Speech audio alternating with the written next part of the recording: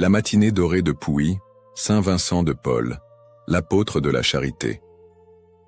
Le soleil du printemps 1581 se levait lentement sur les campagnes verdoyantes de Pouilly, un petit village perdu au cœur du sud-ouest français.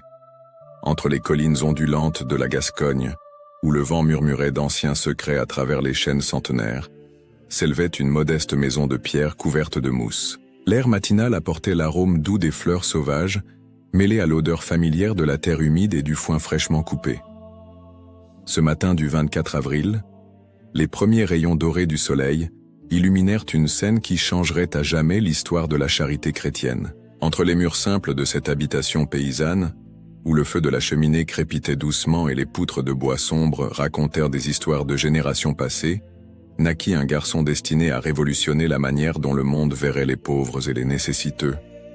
La France du XVIe siècle était un pays de contrastes brutaux, tandis que la cour royale brillait dans ses palais dorés, ornés de riches tapisseries et de miroirs vénitiens, où la noblesse dansait au son des luttes et se banquetait d'exotiques mets, la population rurale vivait plongée dans une pauvreté qui frisait la misère. Les villages étaient fréquemment ravagés par la faim, les maladies et les guerres incessantes qui dévastèrent les champs. L'odeur de la poudre se mêlait à l'odeur putride de la mort, et les larmes des mères qui perdèrent leurs enfants résonnaient dans les vallées silencieuses. C'était un temps où l'Église catholique traversait de profondes transformations. Le Concile de Trente avait achevé ses sessions quelques années auparavant, établissant des réformes qui chercheraient à purifier la foi chrétienne des abus et corruptions qui la souillaient. L'air était chargé d'une spiritualité renouvelée, mais aussi de tensions religieuses qui divisaient des communautés entières. Les cloches des églises rurales sonnaient non seulement pour annoncer les heures de prière, mais aussi pour alerter des dangers imminents et convoquer les fidèles à une foi plus authentique et engagée. Dans ce décor d'ombres et de lumière, Jean de Paul et Bertrande de Maurras, les parents du nouveau-né, étaient des représentants typiques de la classe paysanne française. Leurs mains calleuses du travail acharné de la terre témoignaient d'une vie dédiée à la lutte pour la survie. Jean, un homme de taille moyenne, le visage marqué par les intempéries, et les yeux profonds qui reflétaient la sagesse simple de ceux qui vivent proches de la nature, se levait avant le lever du soleil pour s'occuper de son troupeau et cultiver ses petits champs de blé et d'avoine.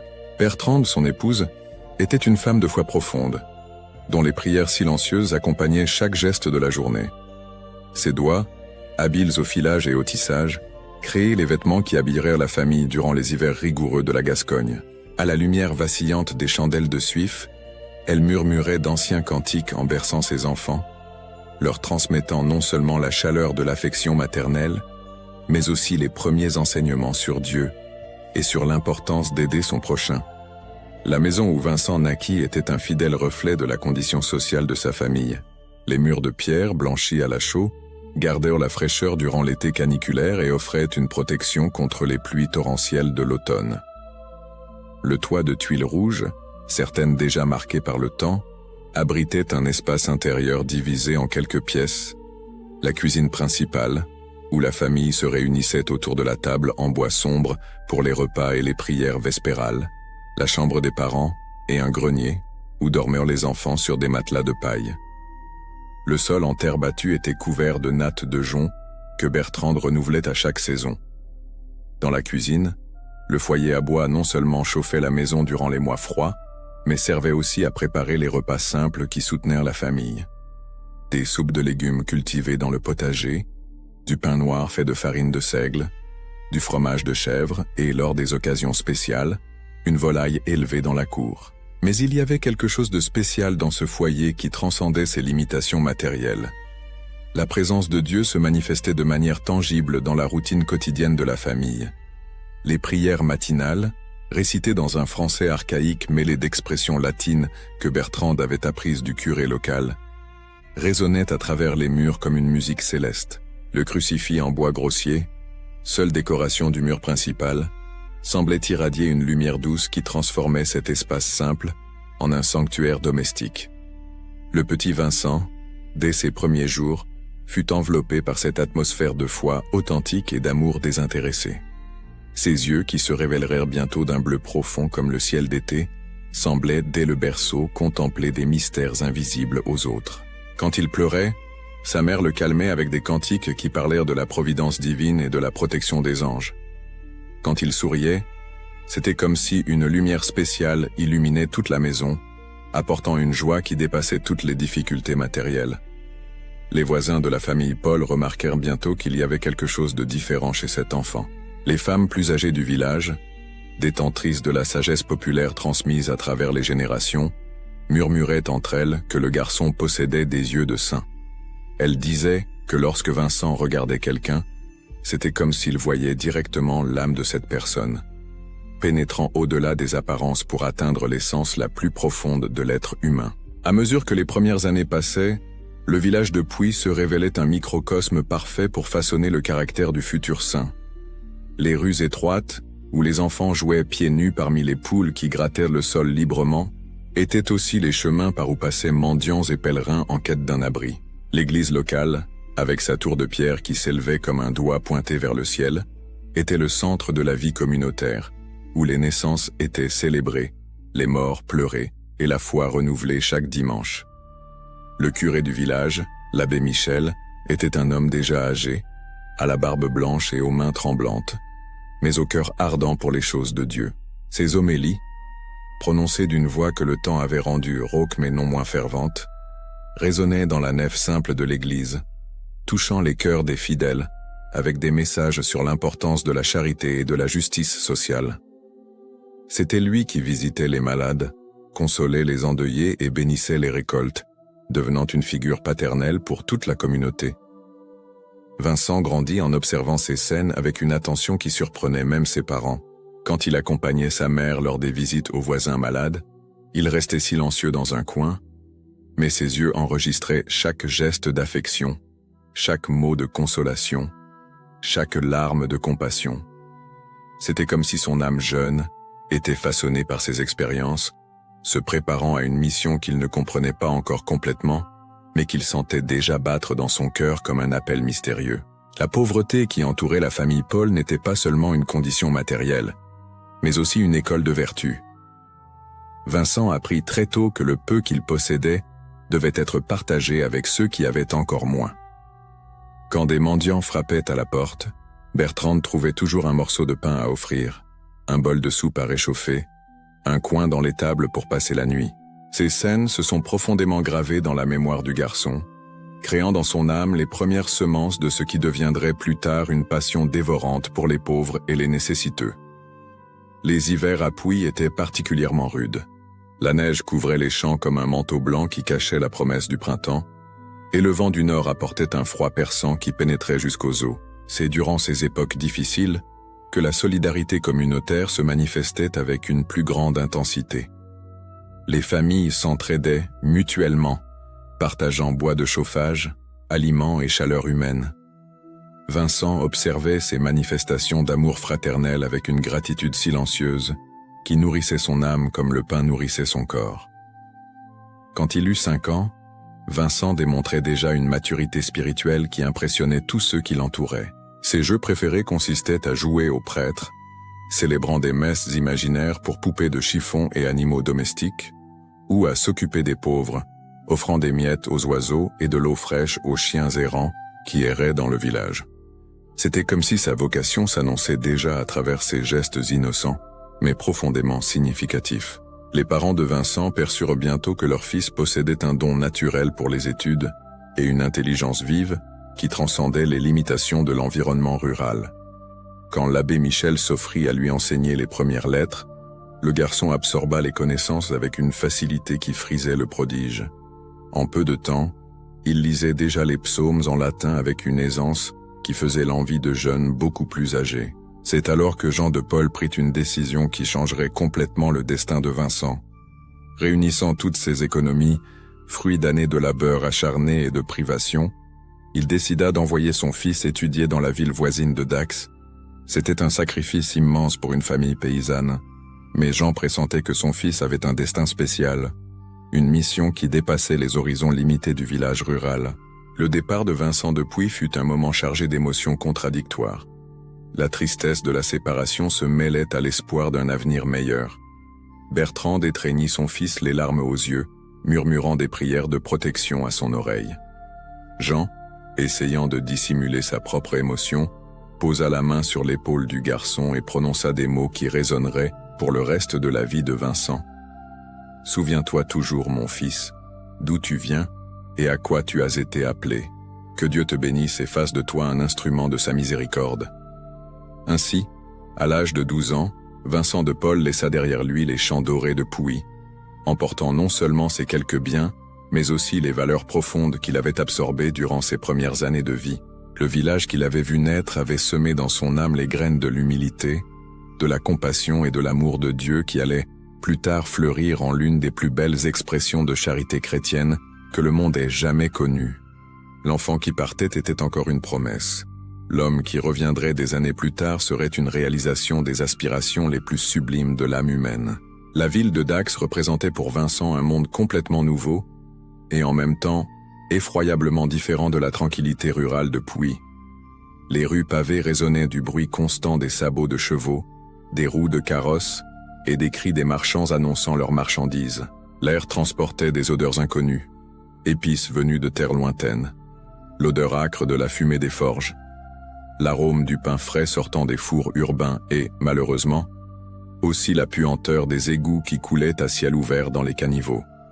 Vincent fut accueilli chez les franciscains, où il commencerait ses études préparatoires à la vie ecclésiastique. Le monastère, avec ses hauts murs de pierre grise et ses couloirs silencieux, était un univers de contemplation et d'apprentissage qui contrastait dramatiquement avec l'agitation de la vie urbaine à l'extérieur. Les cloches du clocher marquaient les heures canoniques, créant une mélodie sacrée qui accompagnerait Vincent durant toutes ses années de formation.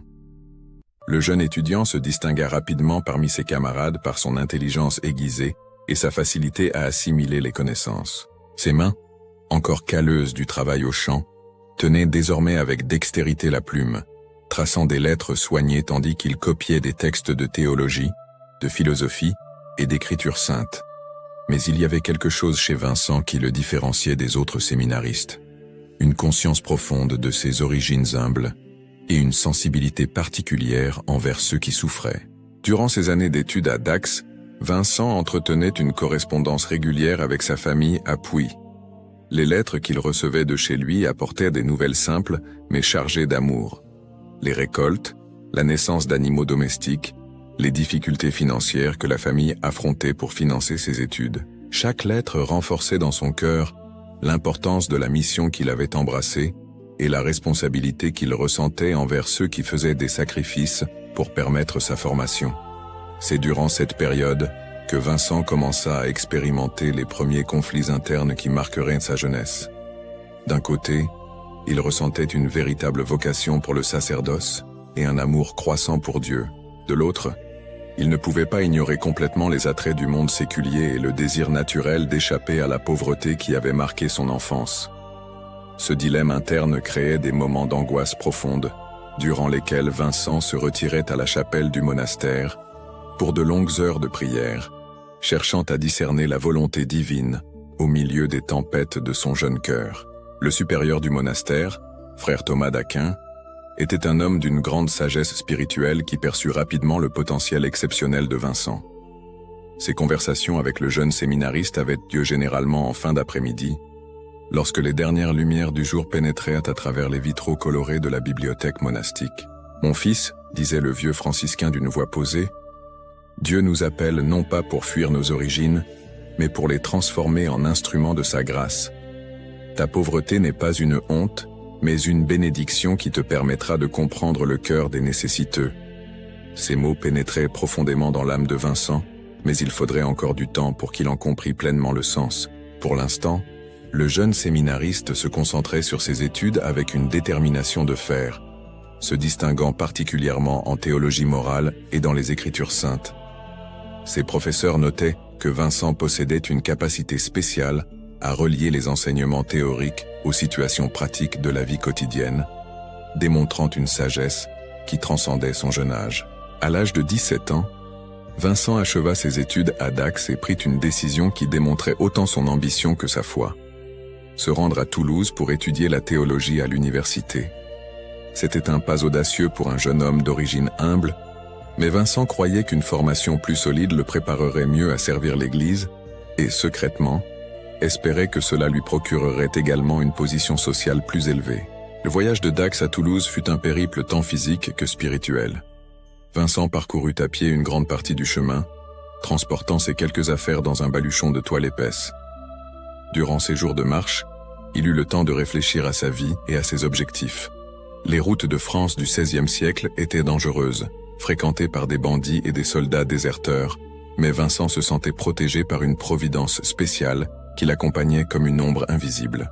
Toulouse était une ville universitaire effervescente, où des jeunes de toute l'Europe venaient chercher le savoir. L'université, fondée au XIIIe siècle, était célèbre pour sa faculté de théologie et attirait certains des meilleurs professeurs de l'époque. Vincent s'installa dans une petite chambre aux abords de la ville, partageant l'espace avec d'autres étudiants pauvres, dans des conditions qui rappelaient, ironiquement, la simplicité de son foyer à Pouilly. Les études à Toulouse étaient intensives et exigeantes. Vincent se plongea dans les écrits de saint Thomas d'Aquin, saint Augustin et d'autres grands maîtres de la tradition chrétienne.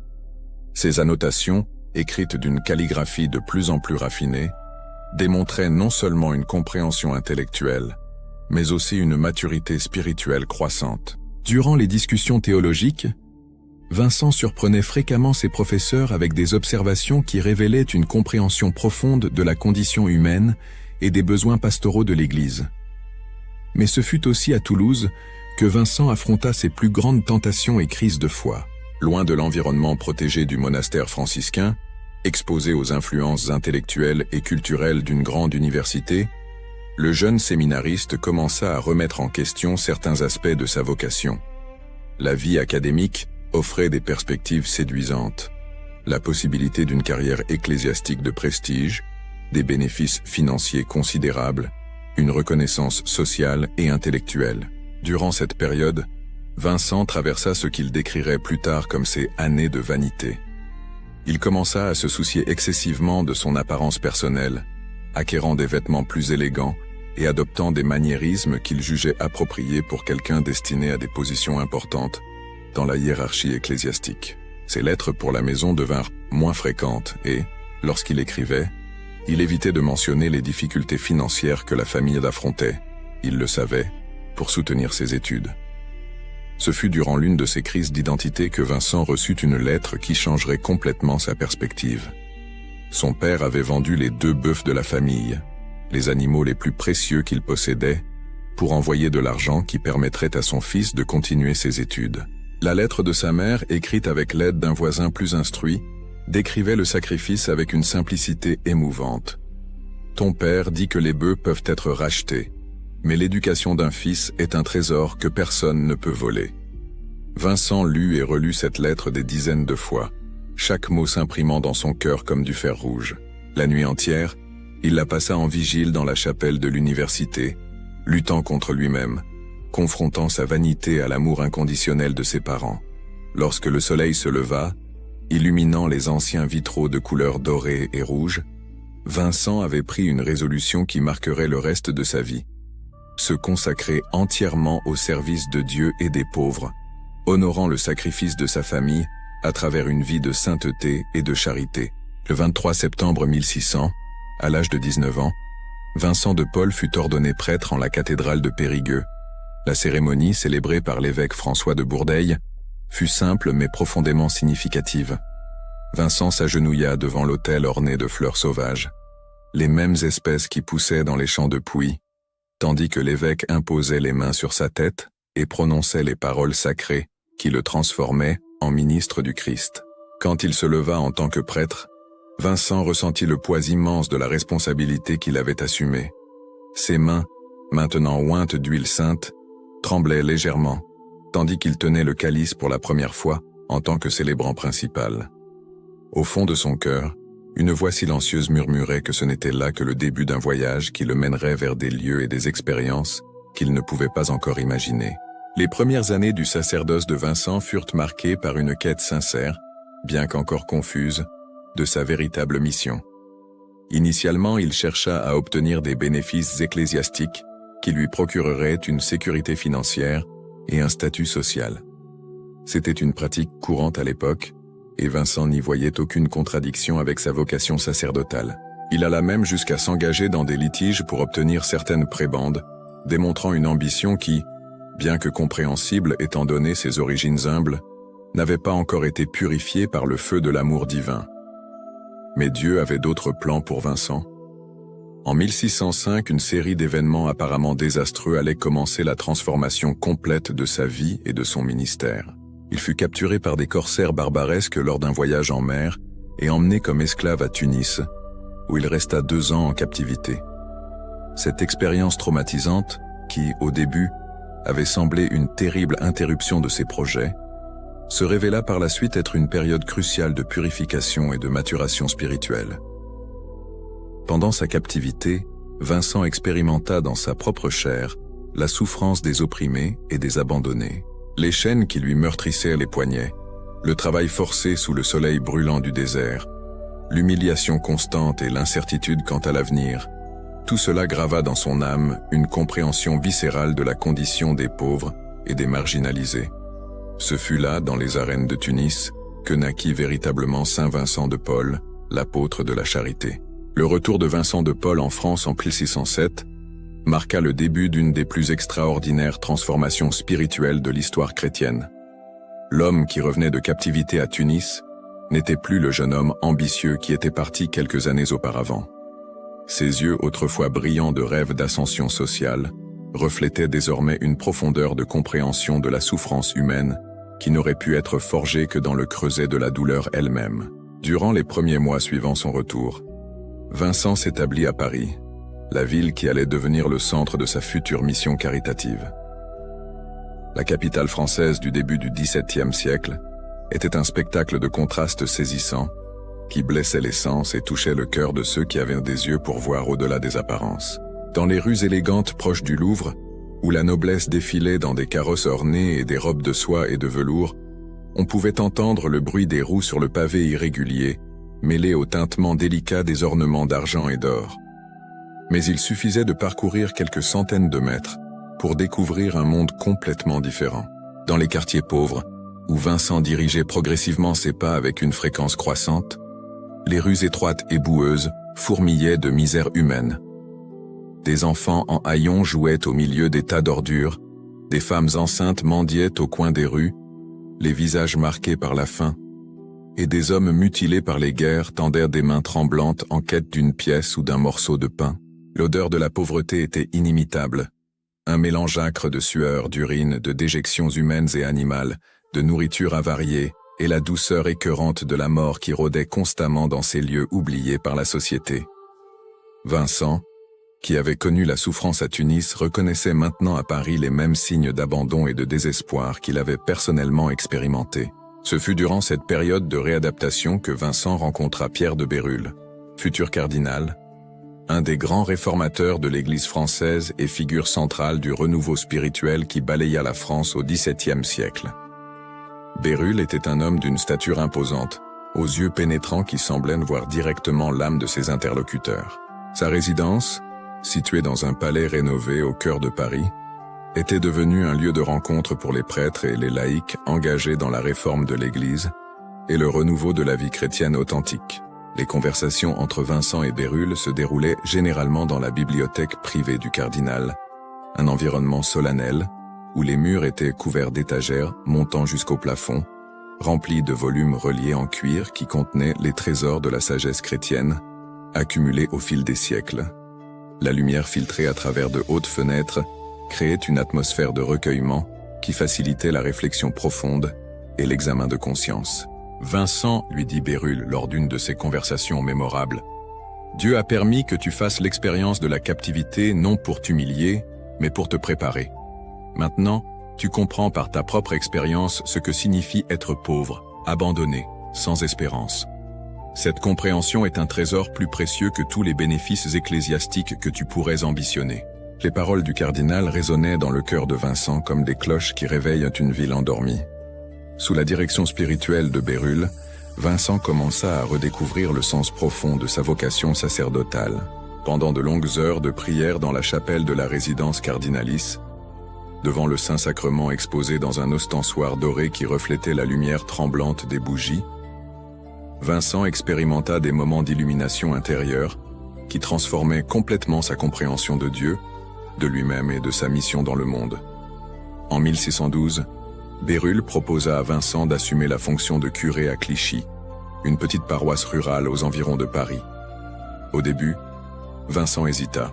Après des années passées à vivre dans la capitale, la perspective de retourner à un environnement rural semblait un recul dans sa carrière ecclésiastique. Mais les paroles de son directeur spirituel furent décisives. C'est précisément dans les lieux petits et oubliés que Dieu réalise ses œuvres les plus grandioses. Va, et tu apprendras ce que signifie être pasteur selon le cœur du Christ. L'arrivée de Vincent à Clichy fut accueillie avec une curiosité mêlée d'espoir par les paroissiens.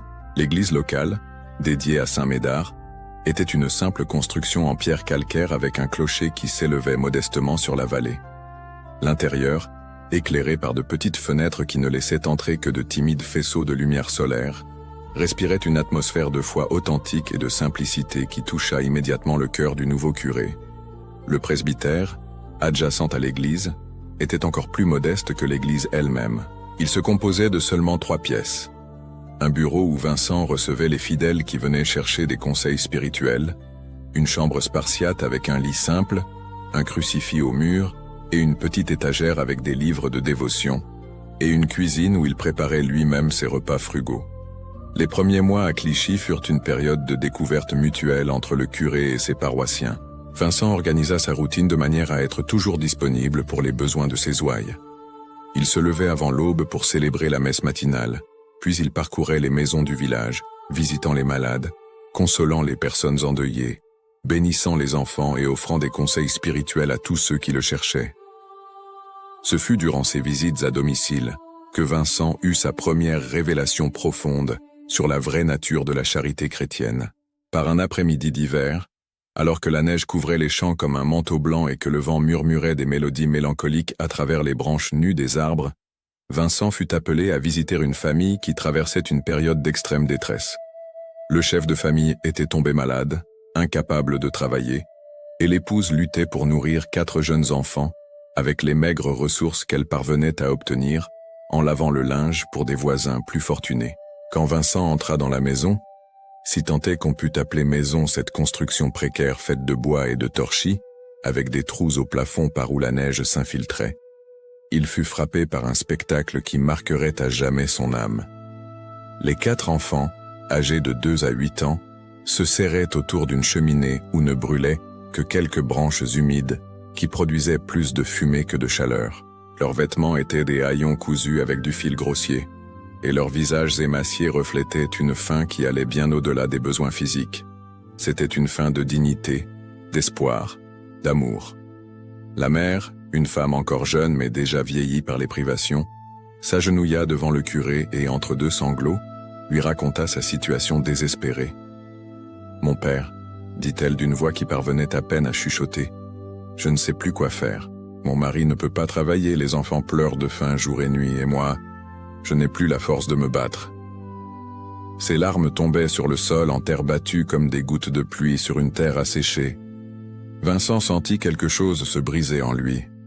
Ce n'était pas seulement de la compassion qu'il éprouvait, mais une identification profonde et douloureuse à cette situation. Il vit dans les yeux des enfants affamés ses propres frères de Puy. Il vit dans l'affliction de la mère la souffrance de sa propre mère quand la famille faisait face à des difficultés. Il vit dans l'homme malade tous les esclaves avec qui il avait vécu à Tunis. C'était comme si toutes les expériences de sa vie convergeaient à ce moment pour lui révéler une vérité cristalline. Le Christ était présent dans cette famille, dans le besoin, et lui, Vincent, avait l'opportunité et l'obligation de le servir à travers le service aux pauvres. Sans hésiter, Vincent vida complètement ses poches, remettant à la femme tout l'argent qu'il possédait. Mais il savait que cela ne suffisait pas. Il courut au presbytère et revint chargé de pain, de vin, de couvertures et de bois de chauffage. Pendant toute cette nuit, il resta avec la famille, consolant, priant, réchauffant les enfants dans ses propres bras et aidant à prendre soin du père malade. Quand le soleil se leva, illuminant un monde transformé par la neige fraîche, Vincent avait découvert sa véritable vocation. Il ne serait pas seulement un curé ordinaire, accomplissant des routines ecclésiastiques et administrant des sacrements. Il serait un serviteur des pauvres, un instrument de Dieu pour apporter du réconfort à ceux qui en avaient le plus besoin. Cette nuit à Clichy fut le moment de sa conversion définitive, quand il comprit que servir les pauvres était servir le Christ lui-même. En 1617, Vincent reçut une invitation qui changerait complètement le cours de sa vie et ouvrirait les portes à sa mission universelle de charité. La famille de Gondi, l'une des plus influentes de France, sollicita ses services comme chapelain et précepteur de leurs enfants. Philippe Emmanuel de Gondi, général des galères royales, et son épouse Françoise Marguerite de Silly étaient des personnes profondément religieuses qui reconnaissaient en Vincent non seulement un prêtre érudit, mais un authentique homme de Dieu. La résidence des Gondi était un magnifique palais situé au cœur de Paris, où la richesse se manifestait dans chaque détail. Des tapisseries flamandes ornèrent les murs, des cristaux de Venise décorèrent les salons, et des œuvres d'art de maîtres renommés créaient une atmosphère de raffinement aristocratique. Pour Vincent, habitué à la simplicité de Clichy, cet environnement représentait un contraste choquant qui le faisait constamment réfléchir aux inégalités sociales de son époque. Mais ce fut justement cette position privilégiée qui permit à Vincent de connaître de près la situation désespérée des paysans qui travaillaient sur les propriétés rurales de la famille Gondi. Lors de ses voyages dans les propriétés familiales, Vincent découvrit des villages entiers plongés dans l'ignorance religieuse et la misère matérielle. Les paysans, abandonnés pendant des décennies sans assistance spirituelle adéquate, vivaient dans des conditions inhumaines qui blessaient profondément le cœur pastoral du saint. Ce fut lors d'une de ses visites, dans le village de Folleville, que se produisit l'événement qui marquerait officiellement le début de la mission vincentienne parmi les pauvres ruraux. Le 25 janvier 1617, jour de la conversion de Saint Paul, Vincent fut appelé pour entendre la confession d'un paysan mourant. L'homme, nommé Guillaume, avait passé des années à vivre en péché mortel, mais n'avait jamais trouvé un prêtre qui se souciait vraiment de son âme. Quand Vincent arriva à la cabane où Guillaume agonisait, il trouva une scène qui se graverait pour toujours dans sa mémoire. Le mourant était allongé sur une paillasse pourrie, entouré de sa famille en pleurs. L'environnement exhalait une forte odeur de pauvreté, de maladie et de proximité de la mort. Mais quand Guillaume vit Vincent, ses yeux s'illuminèrent d'une espérance qui transcendait les circonstances matérielles. « Père, » murmura le mourant d'une voix faible, « durant toute ma vie, j'ai commis des péchés terribles, mais je n'ai jamais trouvé personne qui se souciait de mon âme. Les prêtres que j'ai connus étaient trop occupés par leurs propres affaires pour prêter attention à un pauvre paysan comme moi. » Ces mots frappèrent Vincent comme des flèches de feu, lui révélant la terrible réalité de l'abandon spirituel dans lequel vivaient les pauvres. Pendant plusieurs heures, Vincent resta aux côtés de Guillaume, écoutant sa confession avec une patience et une charité qui transformèrent dans ses derniers moments de vie en une expérience de profonde paix et de réconciliation avec Dieu. Quand l'homme expira, son visage reflétait une sérénité qui émut tous les présents. L'épouse de Guillaume, entre des larmes de gratitude, dit à Vincent « Père, si vous n'aviez pas été là, mon mari serait mort désespéré. Vous lui avez rendu l'espérance et la paix. » Cet événement eut un impact dévastateur sur Vincent. Ce même après-midi, il prêcha un sermon dans l'église locale sur l'importance d'une confession bien faite, qui provoqua une véritable émotion spirituelle parmi les paysans. Pendant des jours, d'énormes files de personnes se formèrent devant le confessionnal, cherchant à se réconcilier avec Dieu après des années de négligence spirituelle. Vincent comprit alors qu'il avait découvert sa véritable mission: évangéliser les pauvres et organiser la charité de manière systématique et efficace. Il ne suffisait pas d'offrir des aumônes occasionnelles ou des réconforts temporaires. Il était nécessaire de créer des structures permanentes qui répondent aux besoins spirituels et matériels des nécessiteux. Avec le soutien enthousiaste de Madame de Gondi, Vincent fonda en août 1617 la première confrérie de la charité dans le village de Châtillon-les-Dombes. La cérémonie de fondation eut lieu dans la petite église locale, où un groupe de femmes dévotes s'engagea solennellement à servir les pauvres et les malades de la région, en suivant des règles spécifiques élaborées par Vincent. L'organisation de la confrérie était révolutionnaire pour l'époque. Vincent établit que chaque membre devrait visiter les malades chez eux, apportant non seulement de la nourriture et des médicaments, mais aussi un réconfort spirituel et une dignité humaine. Les Dames de la Charité, comme elles furent reconnues, recevaient une formation spécifique sur la manière de prendre soin des malades, de préparer des aliments nutritifs et d'offrir une consolation chrétienne à ceux qui souffraient. Les réunions de la confrérie avaient lieu chaque semaine à l'église, où Vincent guidait les participantes sur des questions pratiques et spirituelles liées au service charitable. Souvenez-vous toujours, leur disait Vincent, que lorsque vous prenez soin d'un pauvre, vous prenez soin du Christ lui-même.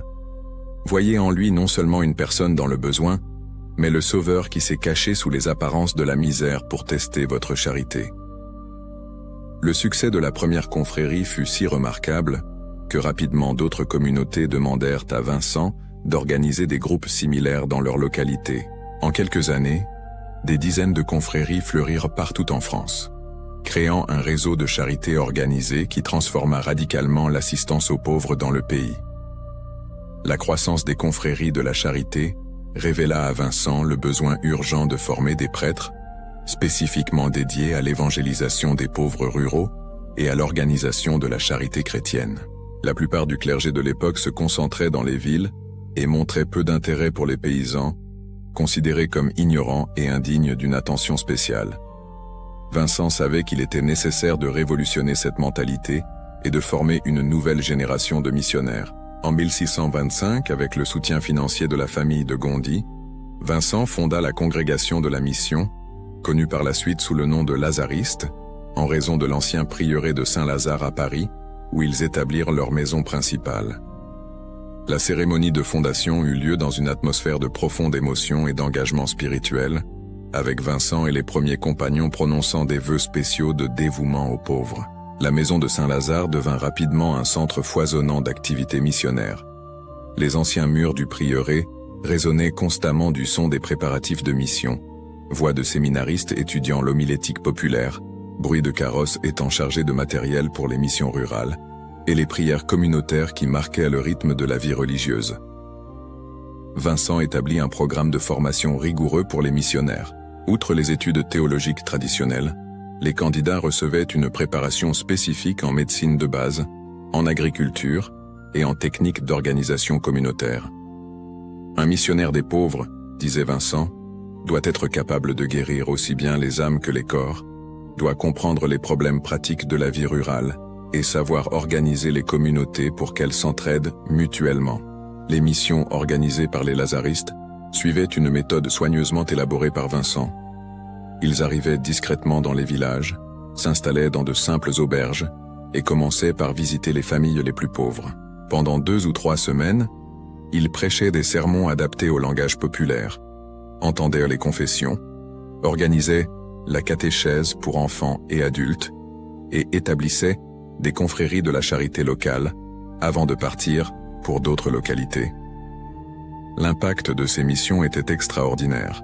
Des villages entiers connaissaient de véritables transformations spirituelles et sociales.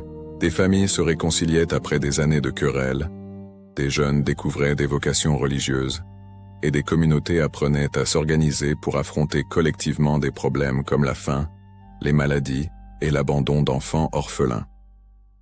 Parallèlement au développement de la congrégation de la mission, Vincent percevait la nécessité de disposer de femmes spécifiquement préparées pour le service direct aux pauvres. Les Dames de la Charité, malgré leur admirable dévouement, avaient des limitations imposées par leurs conditions sociales aristocratiques. Elles ne pouvaient pas résider en permanence dans les quartiers pauvres, ni se consacrer entièrement aux soins des nécessiteux. Ce fut alors que Vincent fit la connaissance de Louise de Marillac, une veuve d'origine noble qui deviendrait sa principale collaboratrice dans l'organisation de la charité féminine. Louise était une femme d'une intelligence exceptionnelle, profondément spirituelle et dotée de capacités organisationnelles extraordinaires. Sa rencontre avec Vincent, en 1625, fut providentielle pour le développement des œuvres de charité. Pendant des années, Louise visita les confréries de la charité existantes, évaluant leur fonctionnement et identifiant les besoins d'amélioration. Ses lettres à Vincent, écrites d'une élégante calligraphie mais révélant un esprit pratique et observateur, contenaient des analyses détaillées sur les défis rencontrés par les œuvres de charité et des suggestions concrètes pour les résoudre. En 1633, Vincent et Louise firent un pas décisif. fonder une communauté de femmes qui se consacrerait entièrement au service des pauvres, sans la clôture traditionnelle des religieuses de l'époque. C'est ainsi que naquirent les Filles de la Charité, une innovation révolutionnaire qui scandalisa de nombreux secteurs conservateurs de l'Église, mais qui se révéla l'une des initiatives les plus fécondes de l'histoire de la charité chrétienne. Les premières Filles de la Charité étaient de jeunes filles d'origine humble, beaucoup d'entre elles des paysannes, que Vincent et Louise formaient avec soin pour le service charitable. La maison principale, située rue du Faubourg Saint-Denis à Paris, devint un centre de formation où les jeunes filles apprenaient non seulement la spiritualité et les pratiques religieuses, mais aussi les soins infirmiers, la pharmacie de base, l'éducation des enfants et l'administration des œuvres sociales. La formation des Filles de la Charité était révolutionnaire pour l'époque. Vicente insistait pour qu'elles soient filles du peuple pour servir le peuple, capables de comprendre intimement les besoins des pauvres car elles partageaient leur origine sociale. « Vos maisons seront les maisons des malades », leur disait Vincent. « Votre cellule sera une chambre louée. Votre cloître sera les rues de la ville. Votre clôture sera l'obéissance. Votre voile sera la sainte modestie. » Durant les années d'intense activité caritative, la figure de Vincent de Paul fut entourée d'une aura de sainteté qui se manifestait à travers des événements extraordinaires que ses contemporains interprétaient comme des miracles. Bien que Vincent ait toujours cherché à minimiser de telles occurrences, attribuant tout bienfait à la miséricorde divine et non à ses mérites personnels, les témoins de sa vie enregistrèrent d'innombrables épisodes qui transcendaient les lois naturelles. L'un des miracles les plus documentés eut lieu durant une grave épidémie de peste qui ravagea Paris en 1638. La maladie se propageait rapidement dans les quartiers pauvres, où les conditions d'hygiène précaires facilitèrent la contagion. Des familles entières étaient décimées en quelques jours, et la terreur s'empara de la population. De nombreux membres du clergé abandonnèrent la ville, mais Vincent et ses filles de la charité demeurèrent, multipliant leurs efforts pour assister les malades. Pendant ces semaines terribles, plusieurs personnes rapportèrent que Vincent possédait le don de guérir par l'imposition des mains et la prière. Maria González, une veuve espagnole qui vivait dans le quartier de Saint-Antoine, témoigna plus tard que son fils de 8 ans agonisait de la peste quand Vincent arriva chez elle. Le saint s'agenouilla près du lit de l'enfant, pria silencieusement pendant quelques minutes, puis posa ses mains sur la tête du garçon fiévreux. Immédiatement, la fièvre tomba et en quelques heures, l'enfant fut complètement guéri. Des cas similaires se multiplièrent pendant l'épidémie, toujours suivant le même schéma.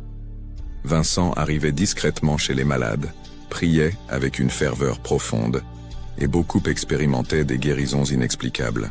Ce qui impressionnait le plus les témoins était l'humilité du saint, qui attribuait toujours les guérisons à la foi des malades et à la miséricorde divine, refusant tout crédit personnel. Un autre type de miracle fréquemment associé à Vincent se rapportait à la multiplication des aliments pour les pauvres. Pendant l'hiver rigoureux de 1649, quand une combinaison de guerre et de mauvaises récoltes provoqua une famine dévastatrice à Paris, Vincent organisa une distribution quotidienne de soupe pour des centaines de nécessiteux. Le lieu choisi fut une cour près de la maison de Saint-Lazare, où de grands chaudrons fumaient constamment, exhalant l'arôme réconfortant de légumes et de céréales cuits. Plusieurs témoins jurèrent que, pendant cet hiver-là, ils avaient vu Vincent nourrir des foules avec des quantités de nourriture qui, humainement parlant, auraient dû être insuffisantes. Sœur Marguerite Nazeau, l'une des premières filles de la charité, enregistra dans son journal qu'un certain matin il n'y avait que des ingrédients pour préparer de la soupe pour 50 personnes, mais qu'après que Vincent les ait bénis et distribués, plus de 200 pauvres furent rassasiés, et il resta même des aliments. Les pauvres eux-mêmes développèrent une dévotion particulière pour Vincent, créant des légendes pieuses qui circulaient dans les quartiers populaires de Paris.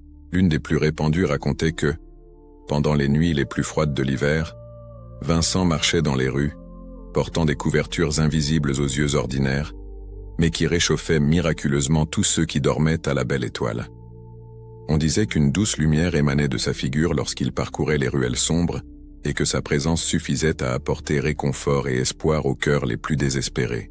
Une autre légende, particulièrement populaire parmi les enfants orphelins soignés par les filles de la charité, narrait que Vincent possédait une bourse magique qui ne se vidait jamais. Selon cette tradition, Chaque fois qu'un enfant affamé s'approchait de lui, Vincent parvenait à retirer de sa bourse exactement l'aliment que l'enfant désirait le plus, du pain chaud pour ceux qui avaient froid, des fruits sucrés pour ceux qui étaient tristes, ou du lait frais pour les bébés abandonnés. Les dernières années de la vie de Vincent de Paul furent marquées par une intensification de ses activités caritatives, même lorsque le poids de l'âge commençait à prendre son tribut sur ce corps, qui avait inlassablement servi les pauvres pendant des décennies. À 70 ans, Vincent souffrait déjà de problèmes aux jambes qui gênaient sa locomotion. Mais son énergie spirituelle demeurait intacte, alimentée par une flamme intérieure qui semblait croître à mesure que son corps physique s'affaiblissait. Pendant cette période, Vincent concentra ses efforts sur la consolidation et l'expansion des œuvres qu'il avait fondées. Les Filles de la Charité comptaient déjà des centaines de membres répandus dans toute la France et commençaient à établir des maisons dans d'autres pays. La congrégation de la mission était devenue une force puissante d'évangélisation et de charité, avec des missionnaires œuvrant des galères royales jusqu'aux villages les plus reculés du royaume. Vincent manifestait une préoccupation particulière pour la formation continue de ses collaborateurs. Lors de ses dernières conférences aux Filles de la Charité, sa voix, bien qu'affaiblie par l'âge, parvenait encore à transmettre la ferveur qui avait caractérisé toute sa vie. « Mes filles, leur disait-il dans l'une de ses dernières exhortations, souvenez-vous toujours que vous avez été appelés à être la providence visible de Dieu pour les pauvres.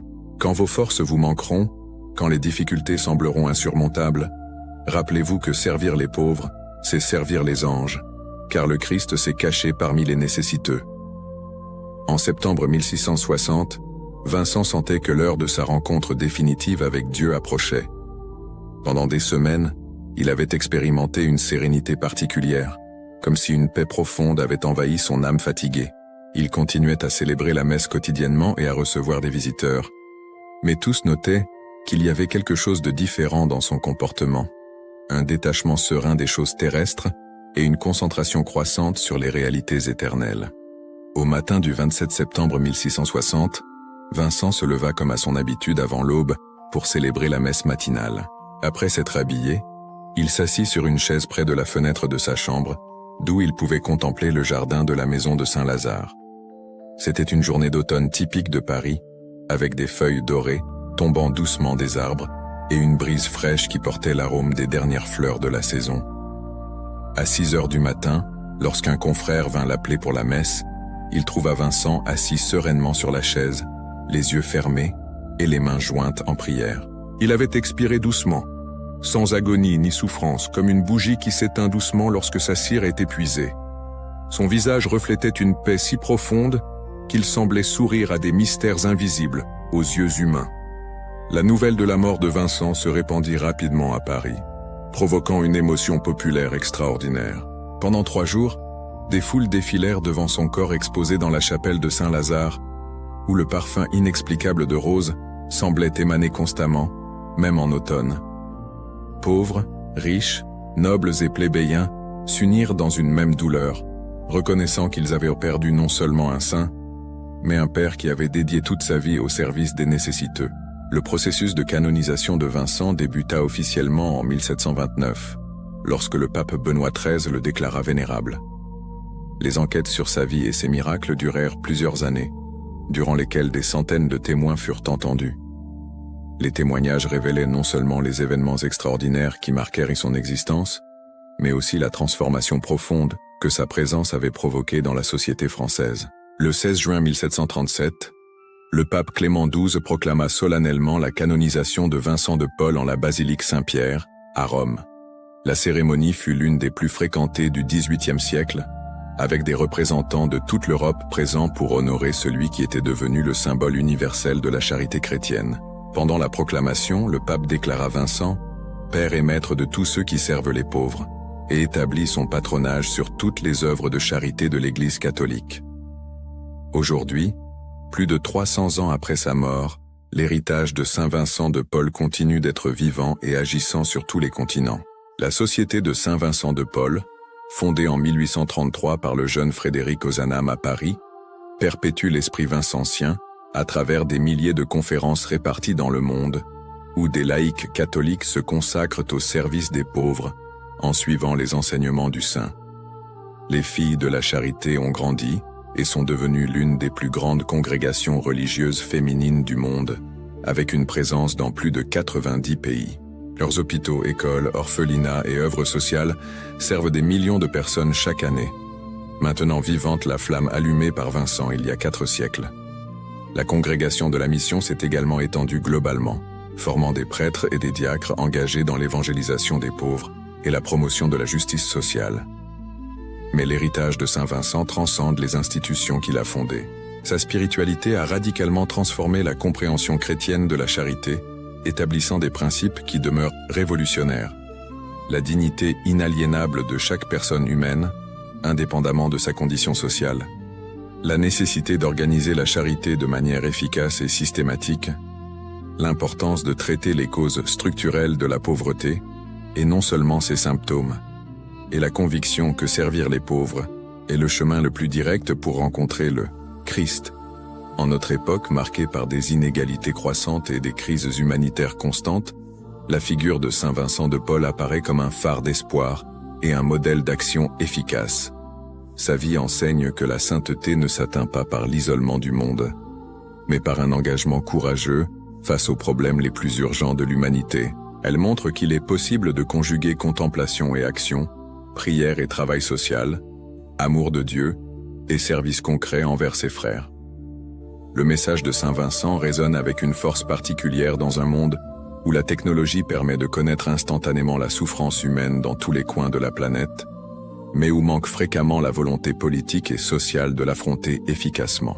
Son exemple invite chaque personne à découvrir, dans les besoins de son temps et de son lieu, les opportunités concrètes de servir le Christ présent dans les pauvres.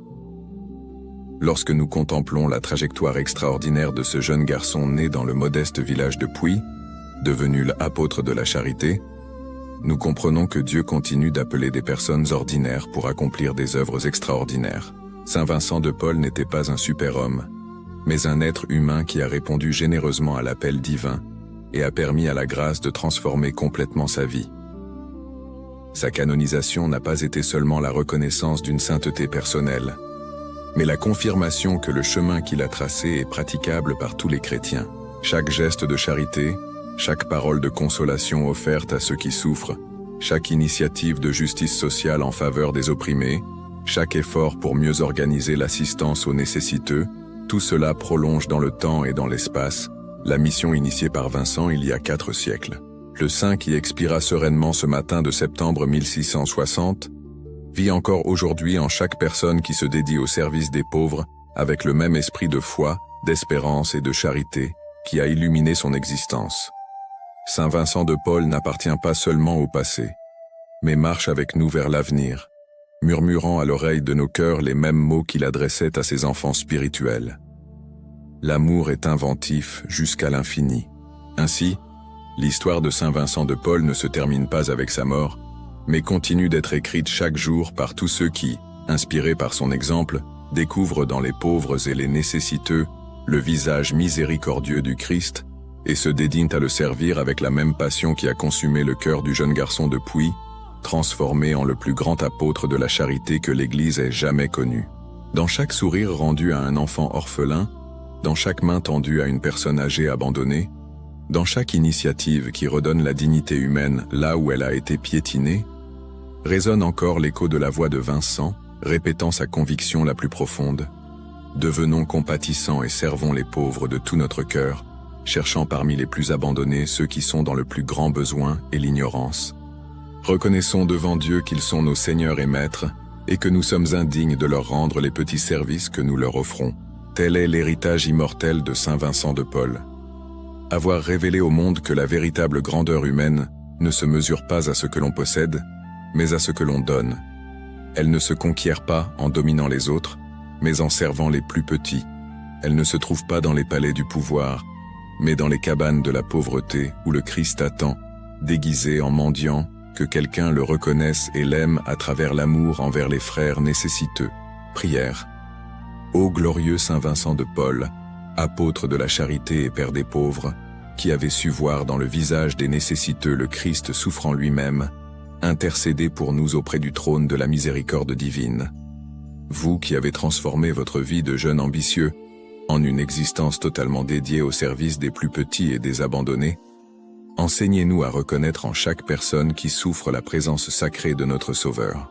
Aidez-nous à vaincre l'égoïsme de nos cœurs et à ouvrir nos mains et notre âme pour partager avec générosité tout ce que Dieu nous a accordé. Donnez-nous la grâce d'organiser notre charité avec sagesse, afin que nos gestes d'amour soient véritablement efficaces pour soulager la souffrance humaine. Protégez toutes les œuvres d'assistance sociale, les hôpitaux, les orphelinats, les asiles et les institutions qui prennent soin des nécessiteux. Inspirez des vocations missionnaires parmi les jeunes, afin que beaucoup se dédient au service des pauvres, en suivant votre exemple lumineux. Intercédez spécialement pour ceux qui travaillent dans les conférences vincentiennes, pour les filles de la charité, pour les missionnaires lazaristes et pour tous ceux qui font de la charité chrétienne le centre de leur vie. Obtenez-nous de Dieu la grâce d'être des instruments de sa providence, portant l'espérance là où il y a le désespoir, le réconfort là où il y a la douleur, la dignité là où il y a l'humiliation. Saint Vincent de Paul, qui à l'heure de votre mort avez été trouvé en prière sereine, intercédez pour nous pécheurs maintenant et à l'heure de notre mort, afin que nous puissions comparaître devant Dieu avec les mains pleines des bonnes œuvres réalisées en faveur des frères les plus nécessiteux. Amen. Ma prière. Ô Seigneur notre Dieu, avec une profonde gratitude, nous élevons nos cœurs pour te remercier du don de la vie et du privilège de faire avancer ton amour à travers les histoires qui nous inspirent et nous transforment. Nous te remercions, Père, de nous accorder la force, la sagesse et le courage de partager les enseignements de ton évangile par le biais de ce canal, qui a été un phare d'espoir et de lumière au milieu des adversités du monde. Seigneur, nous reconnaissons que chaque vie est un don précieux, et nous sommes reconnaissants pour chaque moment qui nous est accordé pour témoigner et propager ta parole. Que chaque histoire racontée, chaque message de foi et chaque enseignement divin atteignent les cœurs assoiffés d'amour, de vérité et de réconciliation. Nous te remercions pour l'inspiration qui nous guide, pour les bénédictions qui se multiplient, et pour l'opportunité de contribuer à la diffusion du christianisme, en portant la lumière de ton amour à ceux qui cherchent direction et consolation. Puisse, à travers ces récits, nous toucher des vies, renforcer la foi, et créer une communauté unie dans la recherche de la paix et de la vérité que toi seul peux offrir. Que ta grâce continue de nous éclairer, et que nous puissions être des instruments de ta miséricorde et de ta compassion, reflétant la beauté de ton amour en chaque parole et chaque geste. Au nom de Jésus, notre Sauveur, nous te remercions de nous permettre de participer à cette mission sacrée. Amen. L'extraordinaire parcours de Saint Vincent de Paul nous révèle une vérité profonde et transformatrice. La sainteté n'est pas un privilège réservé à quelques élus, mais un appel universel qui résonne au cœur de chaque personne prête à servir. Ce jeune garçon né dans un humble village français, qui gardait les moutons de son père parmi les champs dorés de Pouilly, est devenu un géant de la charité qui a révolutionné à jamais la manière dont le monde perçoit et prend soin des pauvres. Vincent a compris, à travers sa propre expérience de souffrance et de conversion, que le Christ n'habite pas seulement dans les autels dorés des cathédrales, mais se cache mystérieusement dans le visage défiguré par la faim, dans les larmes de l'orphelin abandonné, dans la solitude de la personne âgée oubliée, dans l'angoisse de la mère qui n'a rien à donner à ses enfants. Cette découverte a transformé sa vie en une symphonie ininterrompue d'amour concret et de service désintéressé. L'héritage du saint français transcende les siècles et reste vivant dans chaque geste de compassion accompli de nos jours. Ces paroles résonnent comme un écho éternel. L'amour est inventif jusqu'à l'infini. Cette phrase résume toute la spiritualité vincentienne, la capacité de trouver toujours de nouvelles façons d'aimer, de servir, de dignifier la vie humaine même dans les circonstances les plus difficiles. Saint Vincent nous enseigne que la vraie charité ne se contente pas d'aumônes occasionnelles ou de gestes superficiels de piété. Elle exige organisation, persévérance, créativité et surtout le courage de regarder au-delà des apparences pour découvrir la dignité sacrée qui existe en chaque être humain.